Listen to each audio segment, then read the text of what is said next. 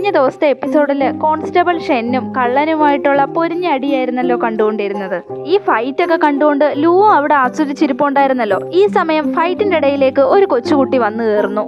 അവൾ കൊച്ചുകുട്ടിയെ അവിടുന്ന് രക്ഷപ്പെടുത്തി വിടുകയും ചെയ്യുന്നു. ഇതേ സമയം കള്ളൻ അവളെ ആക്രമിക്കാനായിട്ട് തുനിയുകയായിരുന്നു. എന്നാൽ ലൂ ആവട്ടെ ഒരു വടിയെടുത്തു കൊണ്ടുവന്ന് അവനെ തലങ്ങും വിലങ്ങും അടിക്കാൻ തുടങ്ങുന്നു.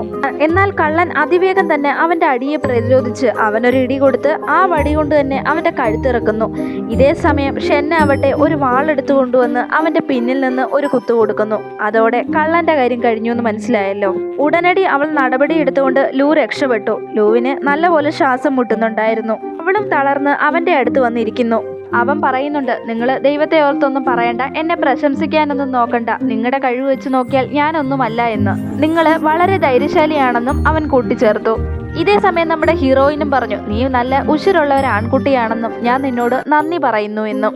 അപ്പോൾ അവൻ പറയുന്നുണ്ട്, നിങ്ങളെ വെച്ച് ജനങ്ങളെ സംരക്ഷിക്കുന്നത് നോക്കിയാൽ ഞാനൊരു ഉറുമ്പ് പോലും ആവില്ല എന്ന്. നിന്നെ ഞാൻ വല്ലാതെ ആരാധിക്കുന്നുണ്ടെന്ന് പറയുമ്പോഴത്തേക്കും ലൂവിന്റെ ബോധം പോയി അവളുടെ തോളിലേക്ക് ചാരുന്നു. അവള് ലൂ എന്ന് വിളിക്കുന്നുണ്ടെങ്കിലും അവൻ ഒന്നും മിണ്ടുന്നുണ്ടായിരുന്നില്ല. അവന്റെ വാക്കുകളിൽ അവൾക്ക് വല്ലാത്ത സന്തോഷം തോന്നി. അവള് തൂക്കിയെടുത്തുകൊണ്ട് തന്നെ അവനെ പുറത്തേക്ക് കൊണ്ടുവന്നു. ഇതേസമയം അഡ്മിനിസ്ട്രേഷന്റെ പദവിയിലുള്ള പ്രിൻസും അവന്റെ അങ്കിളും രണ്ട് പരിചാരകരും കൂടെ അങ്ങോട്ടേക്ക് അവളെ തിരക്കി വരുന്നുണ്ട്. പ്രിൻസ് അവളോട് കുഴപ്പം എന്തെങ്കിലും പറ്റിയോ എന്ന് ചോദിക്കുന്നുണ്ടെങ്കിലും അവളൊന്നും മിണ്ടുന്നില്ല.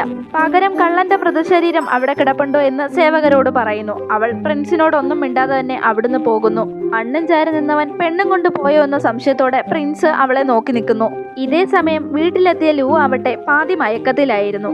അവൻ മയക്കത്തില് ഷെന്ന് അവനെ കിസ് ചെയ്യാൻ വരുന്നതായിട്ട് കാണുന്നു. ഉടനെ തന്നെ അവനും അടുപ്പിച്ച് അങ്ങോട്ട് ചെല്ലുന്നുണ്ടെങ്കിലും പെട്ടെന്ന് തന്നെ അത് അങ്കിളാണെന്ന് അവന് ബോധ്യപ്പെടുന്നു. ലൂ പെട്ടെന്ന് തന്നെ പേടിച്ചെഴുന്നേക്കുന്നു. നിങ്ങൾക്ക് എങ്ങനെ തോന്നുന്നു ഇങ്ങനെ എൻ്റെ അടുത്ത് വന്നിരിക്കാനെന്നൊക്കെ ചോദിച്ച് അവൻ അങ്കിളിനെ ചീത്ത പറയാൻ ഒരുങ്ങുന്നു. ഞാനല്ലെങ്കിൽ പിന്നെ ആരാണ് നിന്റെ അടുത്ത് വന്നിരിക്കാൻ പോന്നതെന്ന് അങ്കിൾ തിരിച്ചും ചോദിക്കുന്നുണ്ട്.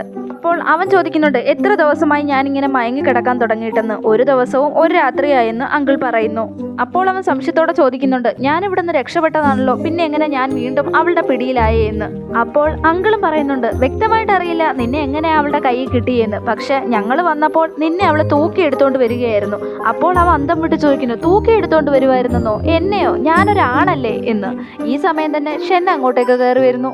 അവള് വന്നു എന്ന് മനസ്സിലാക്കിയവൻ പെട്ടെന്ന് തന്നെ അടവ് മാറ്റുന്നു. ഞാൻ എല്ലാ കാര്യവും ചെയ്യാൻ പ്രാപ്തിയുള്ളവനാണ്, എനിക്ക് പ്രശ്നമൊന്നുമില്ല, ഈ പരിസരവുമായി ഞാൻ പെട്ടെന്ന് തന്നെ പൊരുത്തപ്പെട്ടു എന്ന് അങ്കിളിനോട് തട്ടിവിടുന്നു. പെട്ടെന്ന് തന്നെ അവള് പറയുന്നുണ്ട്, നാളെ രാത്രിയിൽ വാങ്ഷിയാൻ ബിൽഡിങ്ങിൽ ഒരു വിരുന്ന സൽക്കാരം നടക്കുന്നുണ്ട്, നേരത്തെ തന്നെ അവിടെ എത്തണമെന്ന്. അപ്പോഴാണ് അങ്കിളിന് മനസ്സിലാവുന്നത് അവൾ അവിടെ എത്തിയത്. അതിനുശേഷം ഷെൻ അവിടെ നിന്ന് പോകുന്നു. അവൻ എന്തായാലും വരുന്നില്ല എന്ന് പറയുന്നു. അപ്പോൾ അങ്കിള് ചോദിക്കുന്നുണ്ട്, അങ്ങനെയാണോ? എങ്കിൽ നിന്നെ തട്ടിക്കളയോ എന്നുള്ള രീതിയിൽ ഒരാംഗ്യം കാണിക്കുന്നുണ്ട്. എന്തു തന്നെ ആയാലും അവൻ ആ വിരുന്നിൽ പങ്കെടുക്കാൻ പോയി.